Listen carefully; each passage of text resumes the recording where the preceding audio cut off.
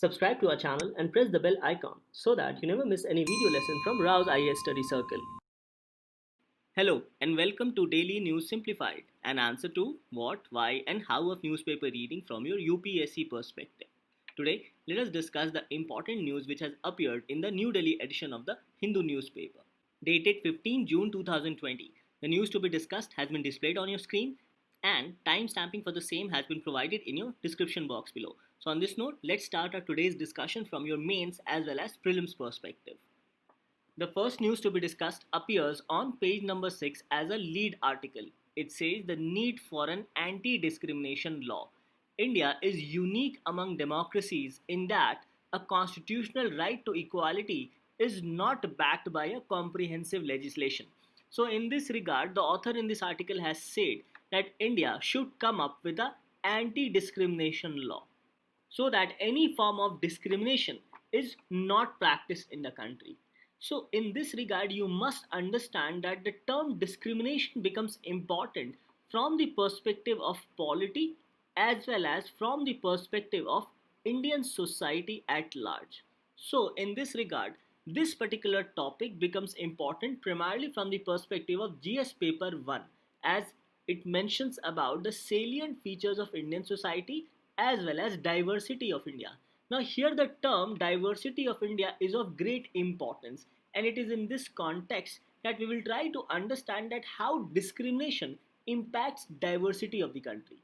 Next, the issue of discrimination also gets covered under GS paper 2, especially with respect to features of the Indian Constitution as well as with respect to welfare schemes for the vulnerable sections of the population by the center as well as states, including the performance of these schemes and also various mechanisms as well as laws including institutions which has been set up by the government to ensure that these welfare schemes for the vulnerable sections of the society is implemented properly. So in this regard, let us understand this very important issue of discrimination from the perspective of polity, that is from the perspective of our constitution as well as other legal provisions.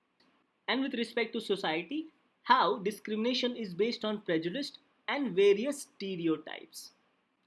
Now, first of all, it's important to understand that discrimination is either based on caste or based on class. Now, here caste refers to various castes as prevalent in the Indian society, and class refers to economic hierarchy in the society or economic classification in the society. So to overcome the issue of discrimination, the Constitution of India has provided important constitutional provisions which says that discrimination in the country shall not be allowed. And based on these constitutional provisions, the central government has enacted certain legislations so that discrimination is not done, especially against children, women, as well as vulnerable sections of the society in public. Now, the question is that who constitutes the vulnerable section of the society? So, primarily we can say that the scheduled caste, scheduled tribes, minorities, elderly and even certain forest dwellers can be said to be vulnerable section of the society. And for this, various ministries of the government has enacted important legislations to ensure that women, children as well as vulnerable section of the society is not discriminated against and are also provided enough safeguards with respect to legal provisions. Now, discrimination can be simply said to be the concept of or an understanding of lack of equal opportunities among citizens or among persons. So, the Constitution of India provides for these important articles which directly as well as indirectly prohibits discrimination on various grounds. So in this regard, first of all, understand the very concept and genesis of discrimination as provided in your NCERT book of class 6 under second chapter. And after this, we shall go through the important constitutional provisions as well as legal provisions against discrimination. Now, first of all, let us understand the concept of diversity and discrimination as provided in NCERT book of class 6 titled Social and Political Life. Now, as a civil services aspirant, you must understand that going through these NCERT books is very important, and these books cover some of the salient features of the syllabus provided under UPSC. For example, this particular chapter is on diversity and discrimination. Now, as you can see, the salient features of Indian society as well as diversity of India has been specifically provided in your GS paper 1 as part of your UPSC syllabus. So in this regard, you must go through the second chapter on diversity and discrimination as provided in your NCERT books. Now, as already mentioned, this book mentions about the term prejudice. It says that prejudice means to judge other people negatively or see them as inferior. So this is where discrimination in society starts, when our mind gets prejudiced. It highlights that when we think that only one particular way is the best and right way to do things, we often end up not respecting others who may prefer to do things differently. On prejudice, the book further says that we can be prejudiced about many things: people's religious beliefs, the color of their skin, the region they come from, the accent they speak in, the clothes they wear, etc. And often our prejudices about others are so strong that we don't want to form friendship with them. At times, we may even act in ways that hurt them. So, we can say that prejudice is the basis of discrimination. Now further, the book highlights about stereotypes. It says that all of us are familiar with gender differences. So what does it mean to be a boy or a girl? Many of you would say that we are born as boys and girls. It is a given. So what is there to think about? So in this case, you can go through these stereotypes. For example, they are well behaved, they are soft spoken and gentle, they are physically strong, they are naughty, they are good at dance and painting. So, this book is trying to highlight that apart from prejudice, we have also created or established certain stereotypes in our mind, which also leads to certain form of discrimination in the society. Now, here there are certain cartoons which have been described in this particular book, and this cartoon is with respect to a disabled child. It says that people say all sort of things. You look so different. So it says that children you see in this illustration or cartoons here are seen as disabled. Now this term has been changed and now the term children with special needs is used. So this book says that we use these common stereotypes, for example, disability or even racial discrimination. And all these stereotypes and prejudices results in practicing of discrimination in the society. Further, this book highlights about inequality and discrimination. So here we can directly relate with Article 14 as well as Article 15 of the Indian Constitution. So let's see what this particular book has stated. It says that discrimination happens when people act on their prejudices or stereotypes. So this is an important aspect highlighted in this book. So it says that if you do something to put other people down, if you stop them from taking part in certain activities and taking up jobs, or stop them from living in certain neighborhoods, prevent them from taking water from the same well or hand pump, or not allow them to drink tea in the same cups or glasses as others, you are discriminating against them. So here we see that this particular book has highlighted various examples of discrimination. Further, with respect to stereotype, this book says when we fix people into one image, we create a stereotype. When people say that those who belong to a particular country, religion, sex, race, or economic backgrounds are stingy, lazy, criminal, or dumb, then they are using certain stereotypes. And all these stereotypes also leads to discrimination, as we have seen in this book. So in this regard, it says that stereotypes stop us from looking at each person as a unique individual with his or her own special qualities and skills that are different from the others. So according to stereotypes, they fit large number of people into one pattern or category. So in all, this book says that stereotypes affect all of us as they prevent us from doing certain things that we might otherwise be good at. So we see that stereotypes and prejudice hampers people's overall development, which is guaranteed under Article 19 of the Indian Constitution.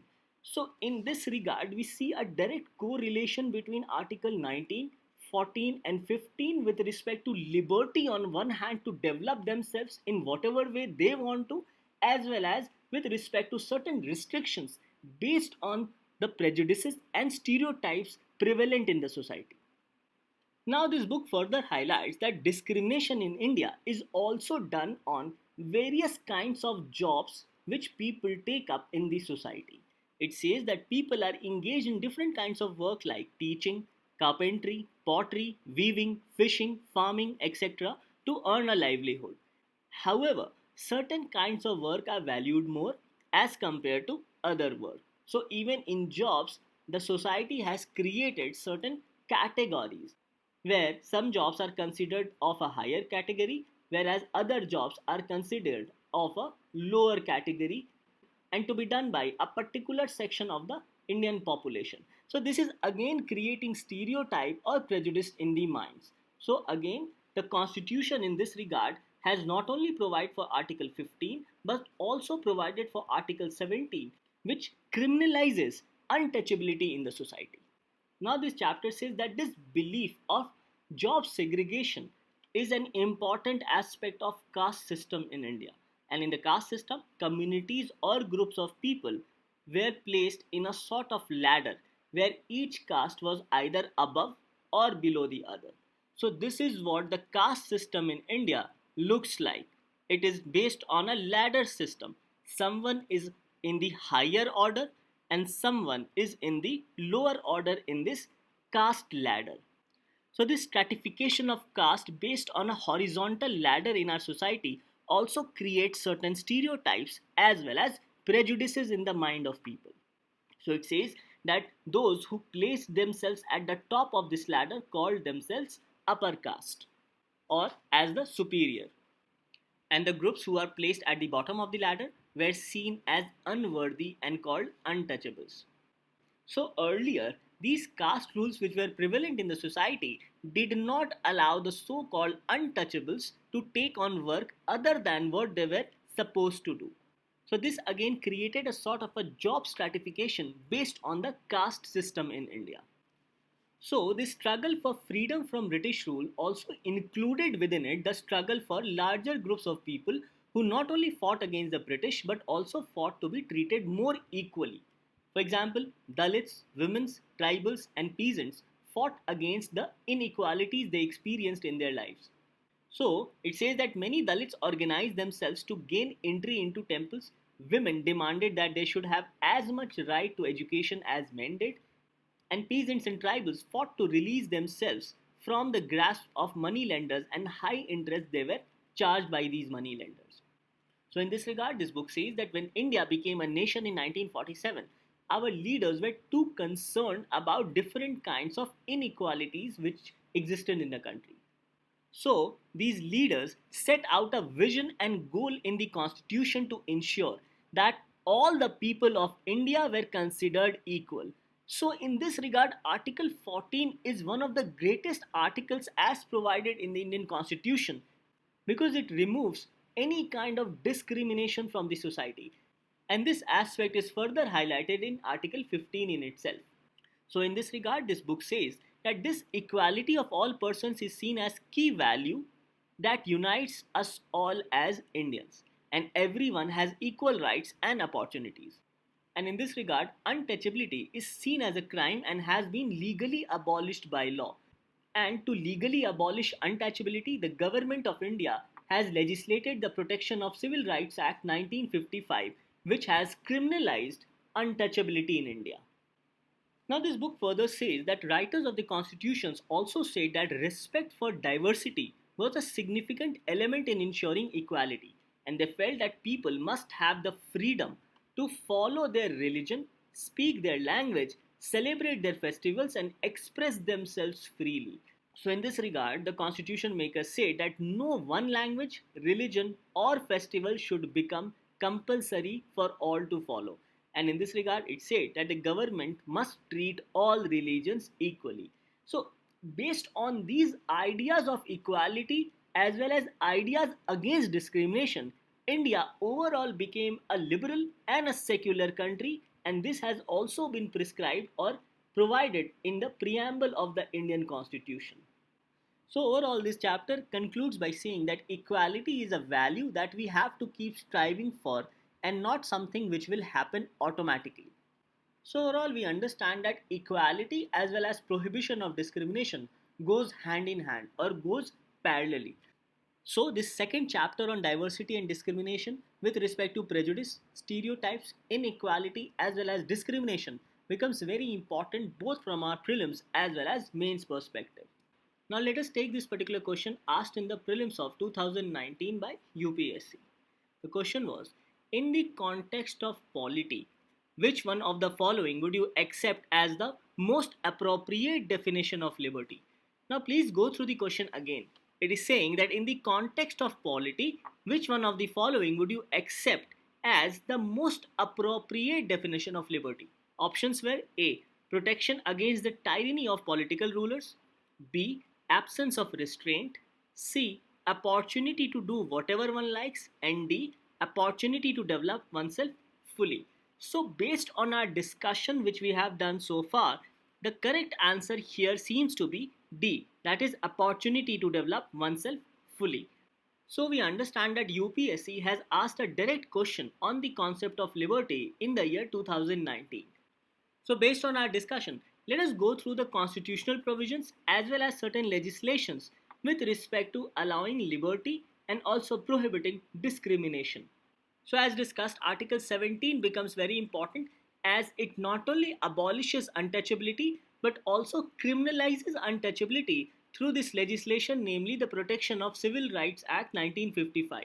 So this legislation provides for punishment for preaching and practice of untouchability for the enforcement of any disability. Article 17 says that untouchability is abolished and its practice in any form is forbidden.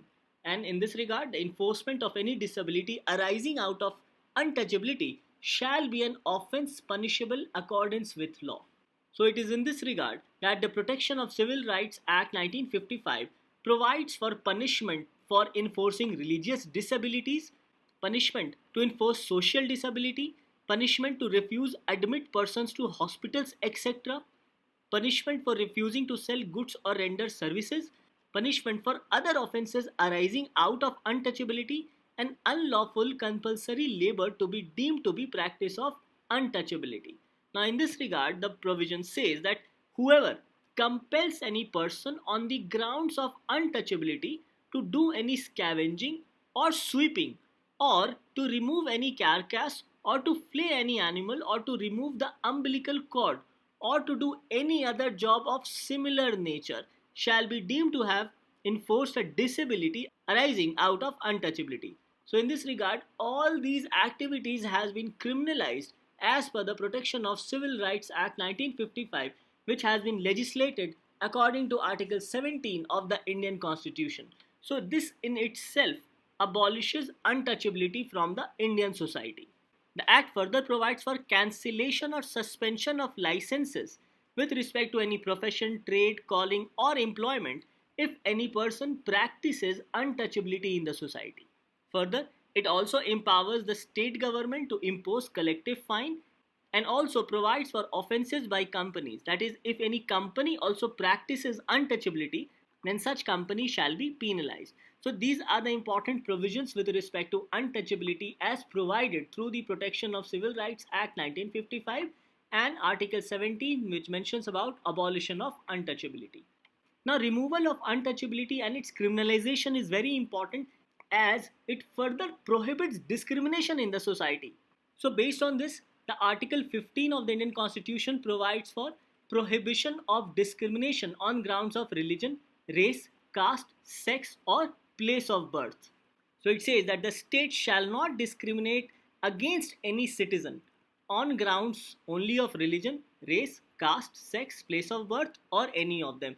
Now these provisions becomes important from your prelims perspective as questions may be asked with respect to Article 15 directly or with respect to prohibition of discrimination on grounds of these following aspects. It further says that no citizen shall on grounds only of religion, race, caste, sex, place of birth or any of them be subject to any disability, liability, restriction or condition.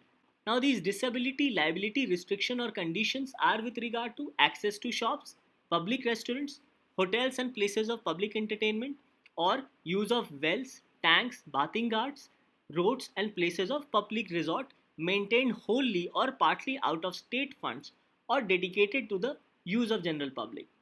Another important aspect is with respect to Article 15 Clause 3. It says that nothing in this article shall prevent the state from making any special provisions for women and children. So the government can make special provisions for women as well as for children. Further, Article 15.4 as well as 15.5 also becomes very important. Now you must remember that Article 15.4 says that nothing in Clause 2 of Article 29 shall prevent the state from making any special provision for the advancement of any socially and educationally backward classes of citizens or for the scheduled caste and the scheduled tribes. So basically, the government can provide for any reservation under Article 15 Clause 4 with respect to scheduled caste, scheduled tribes as well as for the advancement of any socially and educationally backward classes. So under Article 15.4, you must remember that the government can make special provisions with respect to scheduled caste, scheduled tribe, as well as socially and educationally backward classes of citizens. And Article 15.4 has been added through the Constitution First Amendment Act 1951. Now all these aspects are very important from your prelims perspective, as questions may be asked in your upcoming prelims of 2020. Now after understanding Article 15.4, let us also go through Clause 2 of Article 29 of the Indian Constitution. Now Article 29 is with respect to protection of interest of minorities. And Article 29 Clause 2 says that no citizen shall be denied admission into any educational institution maintained by the state or receiving aid out of state funds on ground only of religion, race, caste, language or any of them. So overall, Article 15.4 says that nothing in this article or under Article 29 Clause 2 shall prevent the state from making any special provisions for the advancement of any socially and educationally backward classes of citizens or for the scheduled caste as well as scheduled tribe. And Article 15.4 has been added through the Constitution First Amendment Act of 1951. Now before going through Article 15 Clause 5, let us go through Article 19 Clause G. It says that all citizens shall have the right to practice any profession or to carry on any occupation, trade or business. Further, Article 30 says that all minorities, whether based on religion or language, shall have the right to establish and administer educational institutions of their choice. So after understanding Article 19(1)(g) as well as Article 30 Clause 1, let us go through Article 15 Clause 5 of the Indian Constitution. Now this particular clause has been inserted through Constitution 93rd Amendment Act of 2005. It says that nothing in this article or in Article 19(1)(g) shall prevent the state from making any special provision by law. So basically the state or the government under Article 15 Clause 5 can make special provision by law for the advancement of any socially and educationally backward classes of citizens or for the scheduled caste or scheduled tribes, insofar as such special provisions relate to their admission to educational institutions, including private educational institutions, whether aided or unaided by the state, other than the minority educational institutions referred to in Clause 1 of Article 30. So basically, other than the minority institution which has been referred under Article 30 Clause 1, the government can make any special provisions for the advancement of any socially and educationally backward classes of citizens or for scheduled caste or scheduled tribes with respect to their admission to educational institutions, including private educational institutions, whether aided or unaided by the state. However, this does not include minority educational institutions as provided under Article 30 Clause 1. Now I am going through these articles in detail so as to make you understand that Article 15 in itself provides for prohibition of discrimination on certain grounds. However, there are certain provisions within Article 15 itself which provides the fact that state can provide for certain special conditions for the advancement of any socially and educationally backward classes of citizens, scheduled caste as well as scheduled tribe. So we see any kind of discrimination has also been taken care of by providing certain special provisions to certain socially and educationally backward classes of citizens, to members of scheduled caste as well as scheduled tribe. So in this regard, both Article 15 as well as 16 becomes very important with respect to understanding the concept of equality, liberty as well as discrimination. So in this regard, let us also go through Article 16 Clause 1 and Article 16 Clause 4. Now Article 16 Clause 1 says that there shall be equality of opportunity for all citizens in matters relating to employment or appointment to any office under the state. However, it says that nothing in this article shall prevent the state, that is the government, from making any provision for the reservation of appointments or posts in favor of any backward class of citizens, which in the opinion of the state is not adequately represented in the services under the state. So basically, Article 16 Clause 4 also provides for a special provision whereby the government can make certain provision for reservation for any backward class of citizens who according to the government are not adequately represented in the services under the state.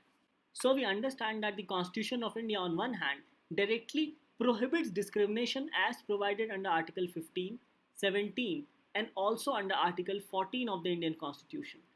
Whereas on the other hand, the Constitution also provides for certain special provisions so that certain backward section of the society can come forward and accordingly has provided certain elements of reservation through Article 15 Clause 4, 15 Clause 5, 16 Clause 4 as well as the newly added Article 15 Clause 6 as well as 16 Clause 6. Now with respect to Article 15 Clause 6 and Article 16 Clause 6, these provisions has been included through the Constitution 103rd Amendment Act. And Article 15 Clause 6 and 16 Clause 6 provides for 10% reservation to economically weaker sections of the society in educational institutions as well as in public services. So we understand that the Constitution not only provides for prohibition of discrimination but also provides for certain special provision so as to facilitate certain backward sections of the society including scheduled caste, scheduled tribe as well as economically weaker section of the society. So we see that for the first time through Constitution 103rd Amendment Act, the government is providing class-based reservation, that is reservation based on economic criteria. So the reservation is basically on and above 50% existing reservation which already exists. So this reservation of extra 10% is provided to the economically weaker section of the society and this 10% reservation is over and above the existing 50% reservation as per the Constitution 103rd Amendment Act. Now it's important to understand both these aspects with respect to prohibition of discrimination and also special provisions because both these aspects leads to certain kind of legislation for the vulnerable sections of the population, including women as well as children. So in this regard, let us go through some of the important legislations drafted by the Government of India for the vulnerable sections of the population, including women as well as children.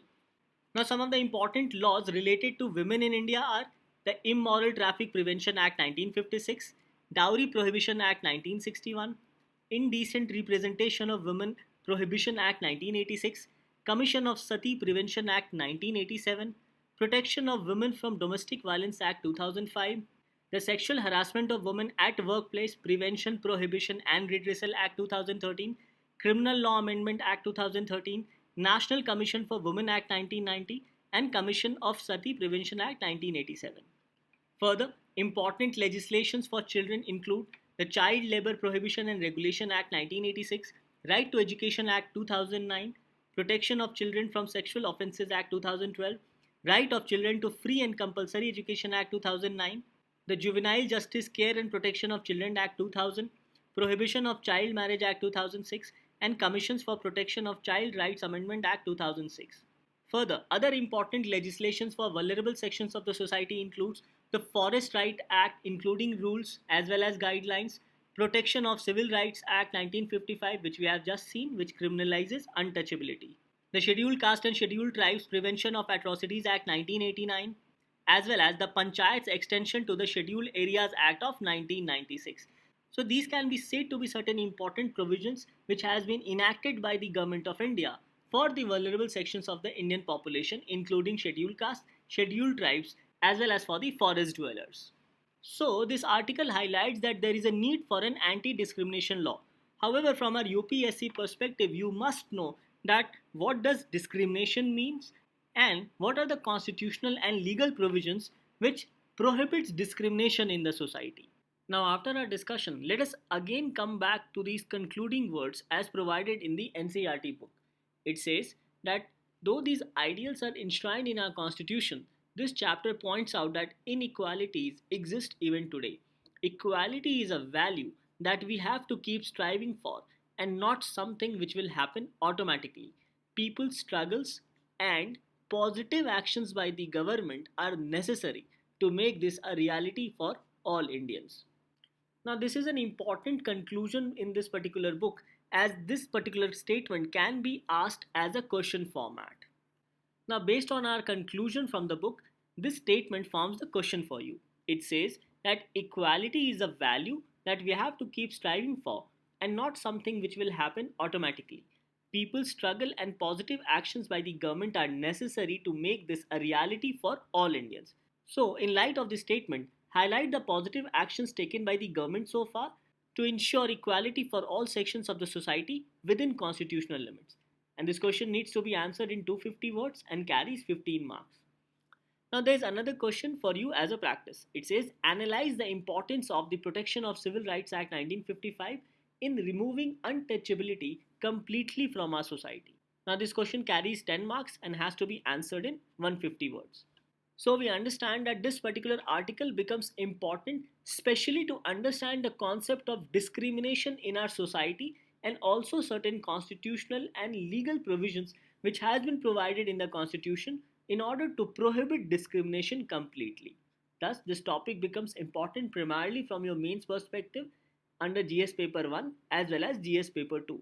However, questions can also be asked in your prelims examination with respect to various legal provisions as well as the constitutional provisions with respect to equality, liberty as well as discrimination. With this, let's move on to our next news discussion. The next news to be discussed appears as an editorial on page number 6.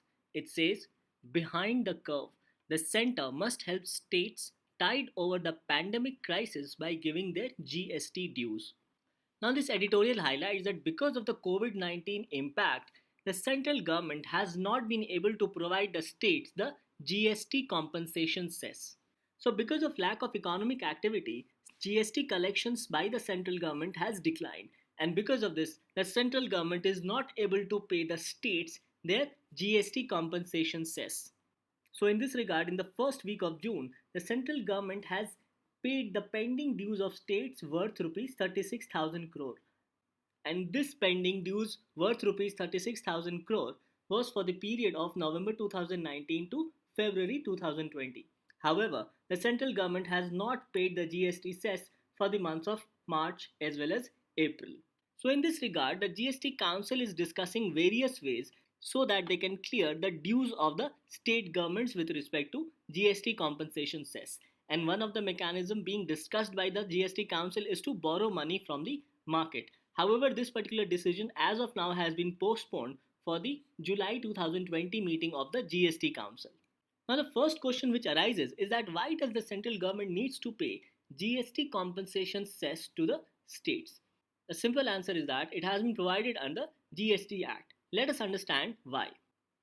So it says that introduction of GST in India was a major indirect tax reform, and this was aimed at simplifying and rationalizing the indirect tax regime in the country. So when GST came into being, it subsumed a number of central as well as state indirect taxes, including excise duty, service tax, central sales tax, VAT, sales tax, octroi duty, etc. So, when these different indirect taxes were being subsumed, some of the states had certain apprehension that with the introduction of GST, this would lead to fall in their overall revenue. So, in order to clear these fears of certain states, the central government promised to compensate these states for the loss in their revenue because some of these indirect taxes which were collected by the state government was included or subsumed within the GST. So the central government promised for a GST compensation cess to the states. Now in this regard it says that compensation cess is levied on luxury and sin goods. Now, sin goods are such goods which are considered harmful for the society, such as tobacco, alcohol, beverages, etc. So it says that compensation cess is levied on luxury and sin goods, and the proceeds are used to compensate states for any loss they incur within the first 5 years of GST implementation. So, according to the GST Act, states and union territories having legislative assemblies are guaranteed compensation if the GST revenue growth is less than 14%.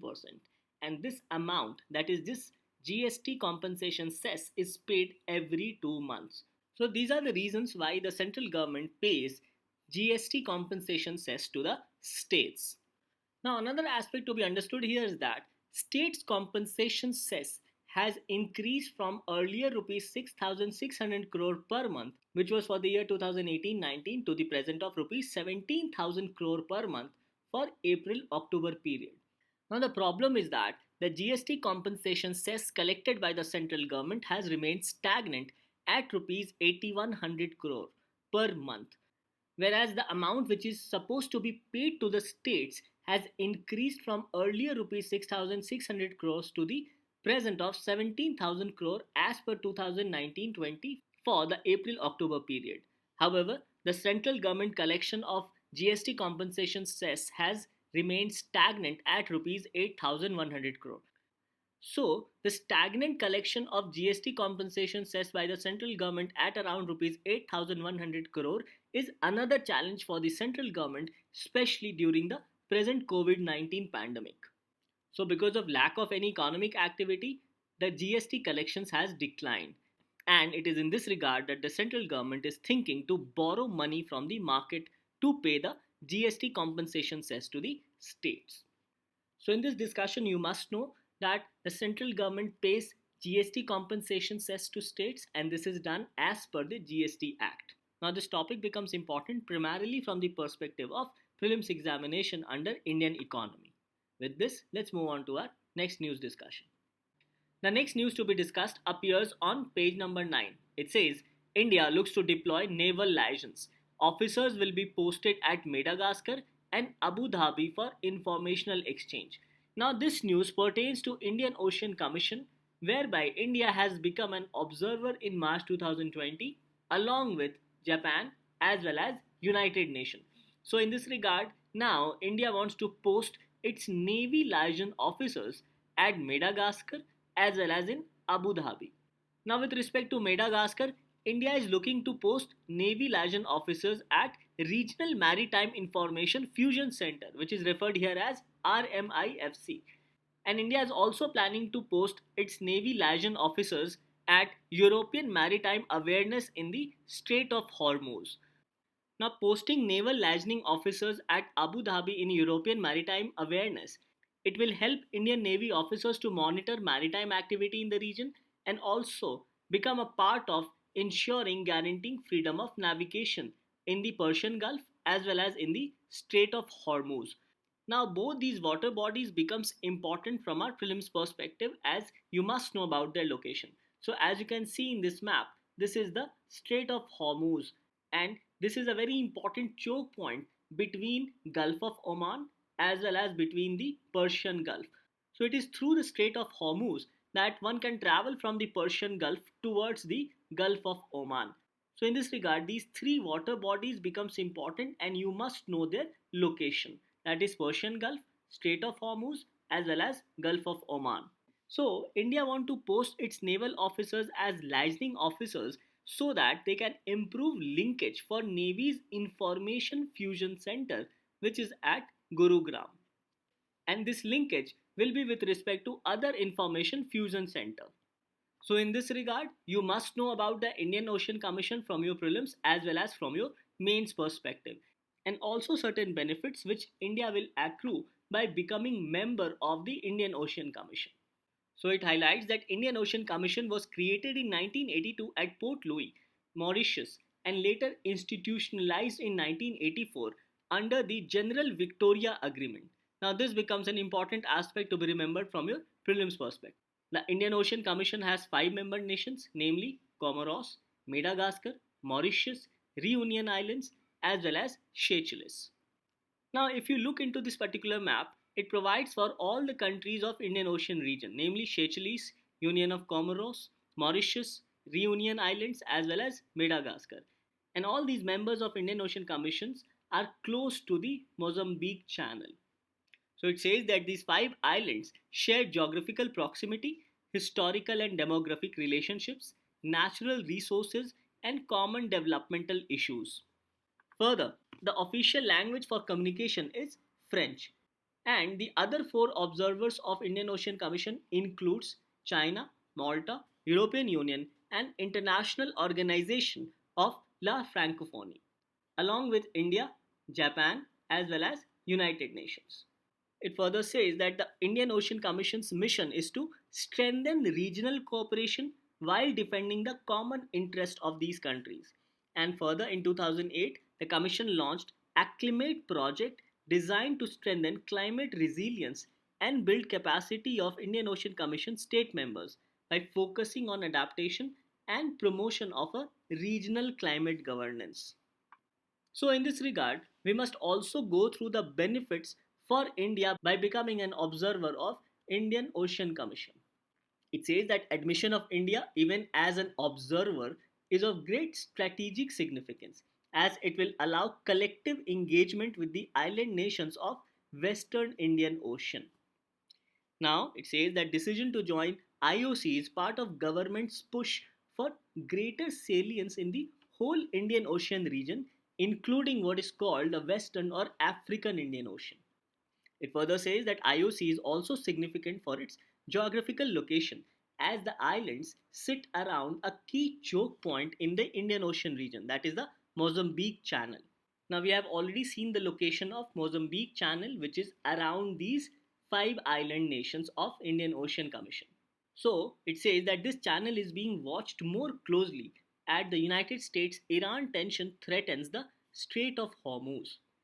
So since the Iran and US tension threatens the Strait of Hormuz area, so the Mozambique Channel is now looked at as a strategic point. It further says that given China's growing presence in the region, India hopes to increase its naval presence in the region and also gains support of its maritime projects across the Indo-Pacific beginning at East African shores. And lastly, this move will also be beneficial for India's Sagar policy, that is security and growth for all in the region. So these can be said to be some of the benefits for India for becoming an observer for Indian Ocean Commission. Now further from your prelims perspective, you must know about Operation Vanilla, which was announced by the Indian government to help flood hit Madagascar, and India deployed its INS Airawat for relief measures for flood hit Madagascar. So in this regard, you must know about the Operation Vanilla from your prelims perspective, as questions can be asked in your upcoming prelims examination about various operations carried out by Indian government to help different countries, including Operation Vanilla.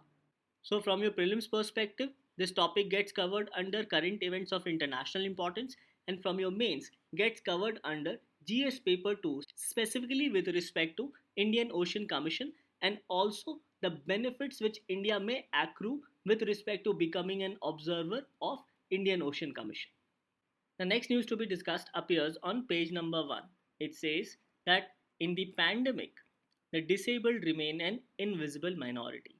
Now, according to a study conducted by National Center for Promotion of Employment for Disabled Persons, it says that 75% of such people were hit by the lockdown. Now, these people with special needs or disabled people faces severe difficulties because of the COVID-19 pandemic and also because of the lockdown.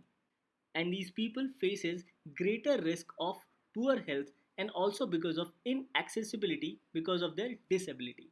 Now here there is also lack of government infrastructure with respect to providing them adequate facilities during the time of COVID-19 crisis. Now I have taken this topic because in the year 2017 in UPSC examination in GS paper 2 a question was asked on the same lines. It said, does the Right of Persons with Disabilities Act 2016 ensure effective mechanism for empowerment and inclusion of the intended beneficiaries in the society? Discuss. This question carried 10 marks and had to be answered in 150 words. So in this regard, we not only need to know about Right of Persons with Disabilities Act 2016, but also about a Convention of United Nations on the Rights of Persons with Disabilities. And also the fact that India is a signatory to the Convention on the Rights of Persons with Disabilities. So since India is a signatory to the UN Convention, hence India has enacted the Rights of Persons with Disabilities Act. It says an act to give effect to the United Nations Convention on the Rights of Persons with Disabilities and for matters connected therewith. So in this regard, it says that the United Nations Convention lays down the following principles for empowerment of persons with disabilities. So these principles are with respect to respect for inherent dignity, individual autonomy including the freedom to make one's own choices and independence of persons, non-discrimination, full and effective participation and inclusion in society, respect for difference and acceptance of persons with disabilities as part of human diversity and humanity, equality of opportunity, accessibility, equality between men and women, and respect for the evolving capacities of children with disabilities and respect for the right of children with disabilities to preserve their identities. So these are some of the principles for the empowerment of persons with disabilities as per the United Nations Convention. So based on these principles of UN Convention, the government of India has enacted the Rights of Persons with Disabilities Act of 2016. So in its very second chapter, it mentions about rights and entitlements. It says equality and non-discrimination. Now, these are the exact topics which we had discussed earlier in our discussion. It says the government shall ensure that the persons with disabilities enjoy the right to equality, life, and dignity and respect for his or her integrity equally with others. So, again, there is an aspect of Article 14, that is equality, as well as Article 21, that is right to life with dignity.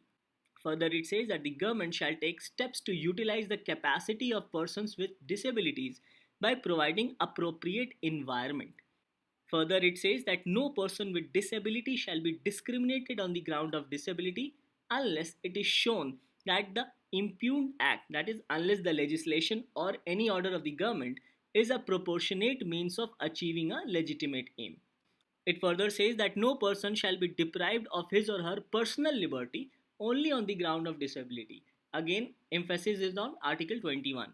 It further says that the appropriate government shall take necessary steps to ensure reasonable accommodation for persons with disabilities.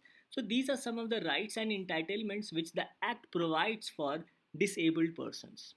Next, the Act also provides for certain facilities for women as well as children with disabilities. It says that the government and the local authorities shall take measures to ensure that women and children with disabilities enjoy their rights equally with others.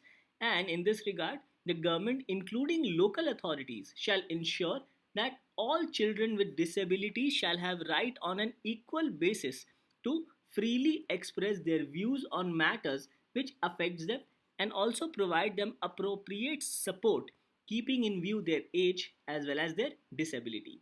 So effectively, the government must provide a particular platform so that these people having special needs or disability can develop themselves in a proper way.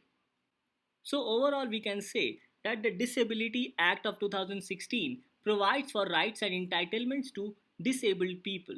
It further highlights that persons with disability shall have a right to live in the community and the government must ensure that such persons are given access to a range of in-house, residential and other community support services, including personal assistance which is necessary to support living with due regard to age and gender. So again we see that the legislation has provided for right to live in a community for such disabled people.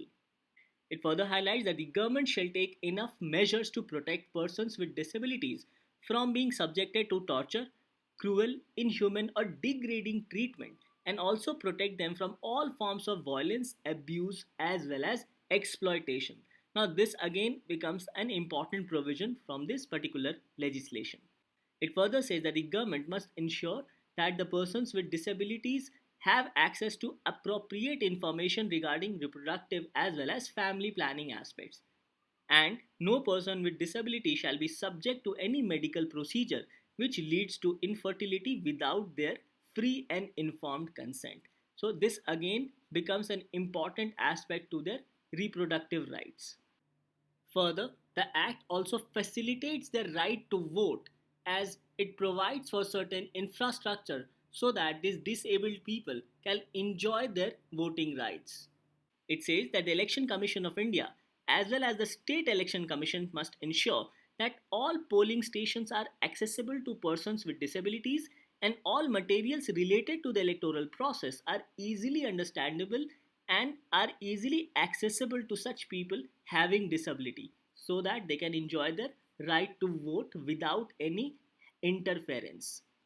Further, the government must ensure that such people with disability must have access to justice just like other people.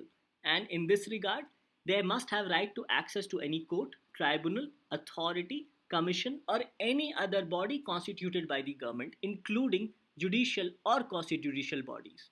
Further, the government must also ensure that these persons with disabilities must have equal legal right, equally with others, in order to inherit or own movable or immovable property, control their own financial affairs, and also have access to bank loans, mortgages, or any other form of financial credit.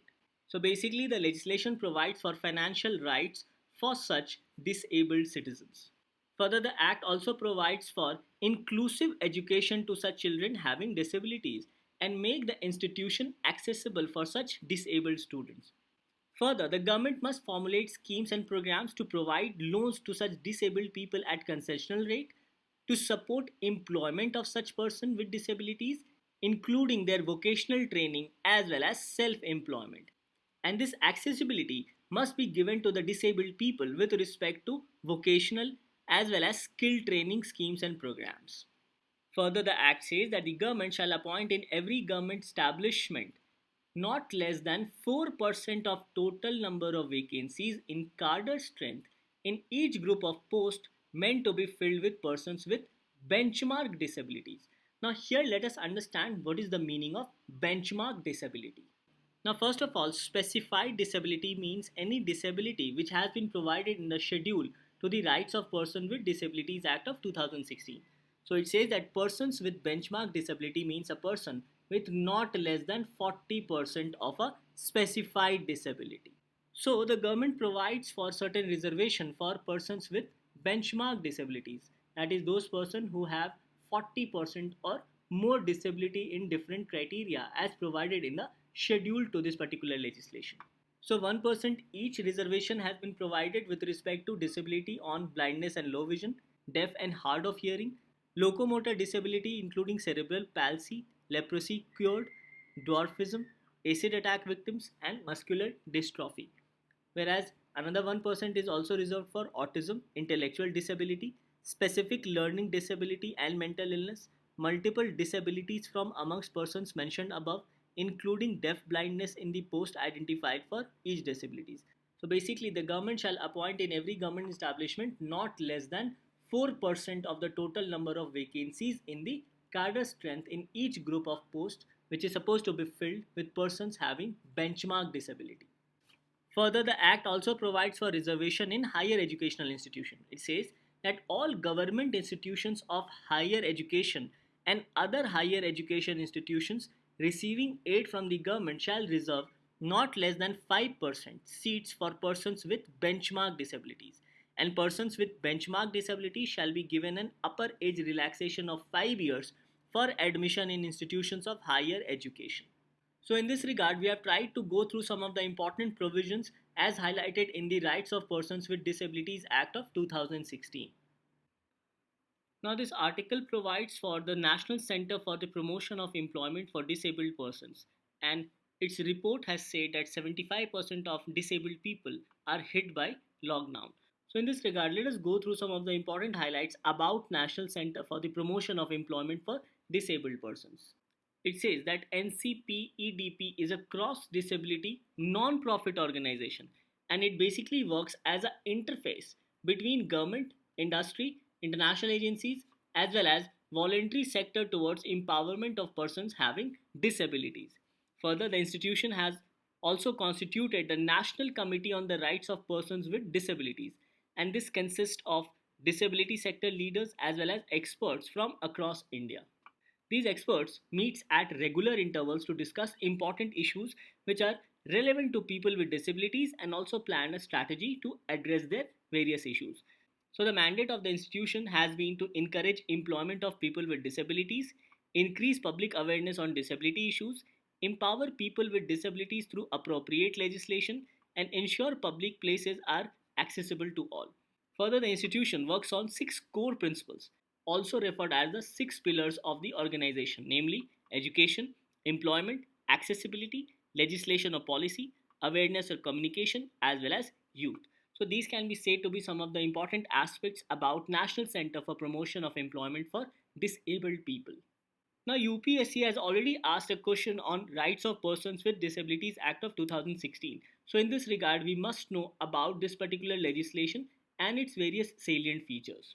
Now, this topic becomes important primarily from your mains perspective and gets covered under GS Paper 2, especially with respect to welfare schemes for vulnerable sections of the population by the center and states and performance of these schemes, including mechanisms, laws, institutions, as well as bodies constituted for the protection and betterment of these vulnerable sections. So, in this regard, please go through the salient features of Rights of Persons with Disabilities Act of 2016.